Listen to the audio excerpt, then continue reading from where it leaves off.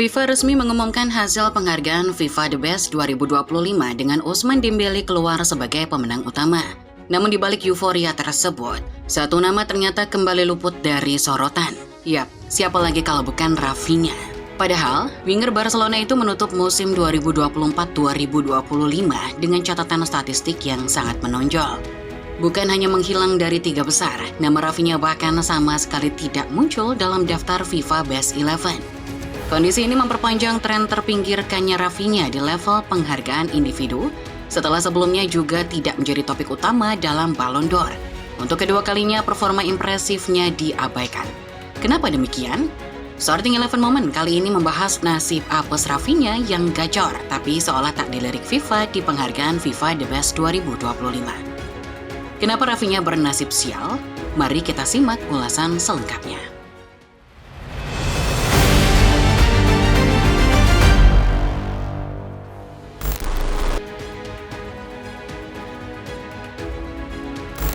Musim 2024-2025 tak bisa dipungkiri telah menjadi kampanye yang sangat berkesan bagi Rafinha bersama Barcelona.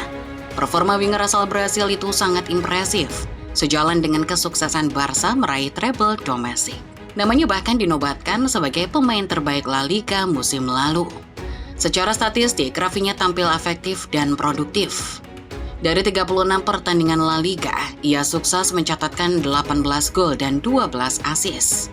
Lebih dari itu, di semua kompetisi, Rafinha telah mencetak 34 gol dan 26 assist dalam 57 pertandingan yang ia mainkan. Statistik ini menjadi pengingat bahwa Rafinha adalah salah satu tulang punggung Barcelona musim lalu. Di luar kontribusi gol dan assist, Rafinha juga mencatatkan pencapaian kolektif yang impresif.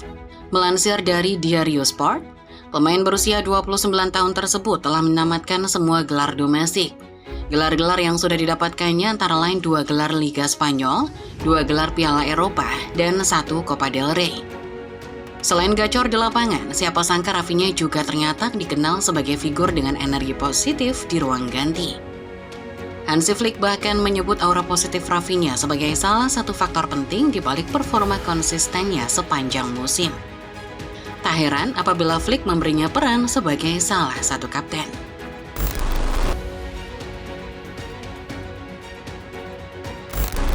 Meski tampil gemilang sepanjang musim dan mengoleksi berbagai pencapaian bersama Barcelona, namun siapa sangka nama Rafinha ternyata tidak berada di pusat sorotan dalam perbincangan Ballon d'Or 2025. Performanya yang konsisten di level domestik tidak otomatis menempatkannya dalam sorotan utama Ballon d'Or.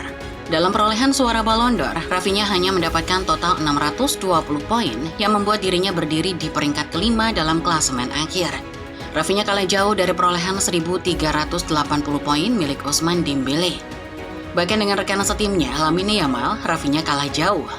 Secara kontribusi di lapangan, musim 2024-2025 merupakan salah satu periode terbaik dalam karir Rafinha. Ia berperan penting dalam kesuksesan Barcelona, baik melalui gol dan assist maupun konsistensi performa di laga-laga penting. Namun, statistik tampaknya tidak banyak berarti buat Rafinha di ajang Ballon d'Or. Pada akhirnya, pembalasan Ballon d'Or 2025 lebih banyak berputar di sekitar nama Dembélé dan Lamine Yamal. Rafinha, meski mencatatkan musim yang impresif, tidak pernah benar-benar menjadi topik utama dalam pembahasan publik. Perdebatan saat itu mulai muncul, menyebut bahwa Rafinha setidaknya layak masuk 3 besar.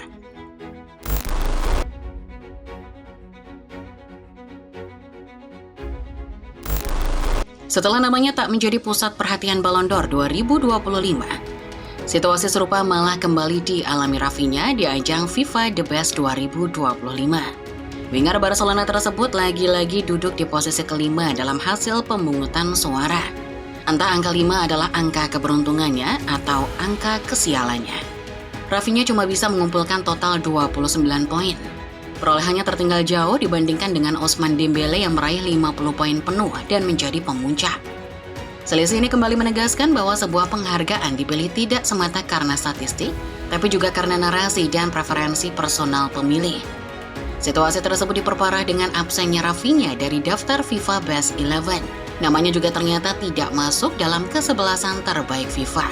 Sebuah keputusan yang lagi-lagi menegaskan seolah kontribusinya di level klub terasa terabaikan. Padahal, bicara soal statistik, Rafinha adalah salah satu penyerang paling produktif musim 2024-2025. Istri Rafinha, Natalia Rodriguez Belloli, bahkan sampai mengungkapkan kekecewaannya. Wanita 25 tahun itu emosi dan menganggap kejadian ini adalah murni ketidakadilan. Mereka bahkan tidak menyembunyikannya lagi. Memangnya Rafinha itu pemain basket. Ini tidak adil, tulis Natalia di Instagram Story yang kemudian langsung ia hapus.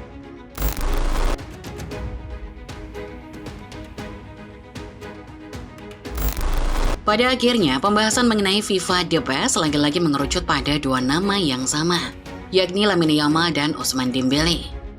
Perdebatan publik lebih banyak dihabiskan untuk menentukan siapa yang lebih layak di antara keduanya. Di tengah hiruk-pikuk itu, nama Rafinha perlahan menghilang bak di telan bumi. Situasi tersebut terjadi bukan tanpa alasan. Yamal dan Dembele memang punya dasar kuat untuk terus dibicarakan. Yamal tampil sebagai talenta luar biasa yang di usia sangat muda sudah mampu bersaing dan mampu mengungguli banyak pemain senior. Sementara itu, Dembele juga mencatatkan pencapaian monumental dengan raihan UCL bersama PSG. Mungkin layak dikatakan bahwa posisi Rafinha dalam perebutan penghargaan individual telah digantikan oleh Lamine Yamal. Apabila berkaca dari statistik, pemain asal Brasil jelas menang telak atas Yamal. Total, Rafinha catatkan 60 kontribusi gol. Sementara Yamal cuma 43 kontribusi, terdiri dari 18 gol dan 25 assist di semua ajang. Rafinha sempat kecewa karena gagal memenangkan Ballon d'Or. Tapi baginya itu tak masalah, karena yang terpenting adalah prestasi kolektif. Tapi ini semua cuma penghargaan individu, ini bukan hal yang bisa aku kontrol. Orang-orang, jurnalis, aku cuma bisa mengontrol permainanku, ujarnya sambil tertawa mengutip beIN Sport. Iya, secara statistik Rafinha mungkin menang. Tapi penghargaan untuk seorang pesepak bola bukan cuma soal statistik. Ada peran kepopuleran juga di dalamnya. Jurnalis serta para voters tentu akan memilih nama yang lebih terngiang di kepala. Dan dalam hal ini, Yamal dan Dembele lebih unggul daripada Rafinha.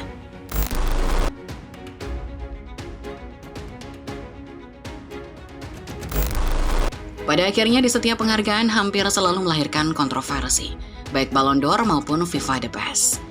Keduanya ditentukan melalui mekanisme voting yang secara alami melibatkan preferensi, sudut pandang, serta penilaian subjektif dari para pemilih. Statistik bukanlah satu-satunya faktor penentu hasil akhir. Kasus Rafinha pada musim 2024-2025 menjadi contoh yang cukup jelas.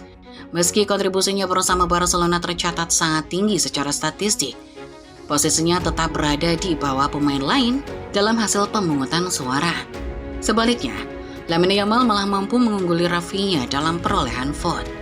Tanpa mengecilkan statistik dan performa Lamine Yamal, apabila bicara soal statistik, harusnya Rafinha lebih unggul.